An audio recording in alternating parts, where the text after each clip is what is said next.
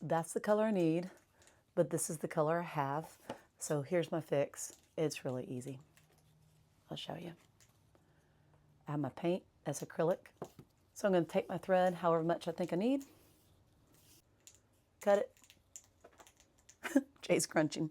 And then I'm going to dip my fingers in the acrylic, smush it around a little bit, pinch it, and work it my way down the thread. And what's happening is it's tinting the thread to the color that I need. Isn't that amazing? So it's super easy. This is my fix for not going out and buying more thread.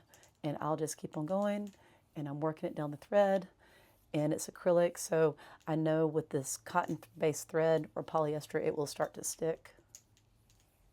This is on one of my journals, so it doesn't matter if it comes off, but from past history, I understand that it probably won't. And I'm just working it down the thread.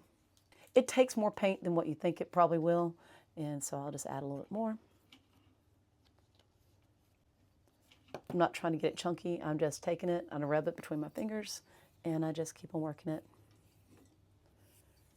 And it dries within like a minute or two. It's so fast. It's starting to match. It's getting better. If I want it darker, he's really eating, is I can just put more on it. And I just keep feeding the string through my fingers with the paint. You've probably done this before, but if you haven't, it is a game changer. Here's the thread, pre-paint, right? Doesn't really match. Here's the new thread right here. Ta-da! And I'll let it sit for just a little bit longer, and then I can use it. Are you eating again? Yeah, you are.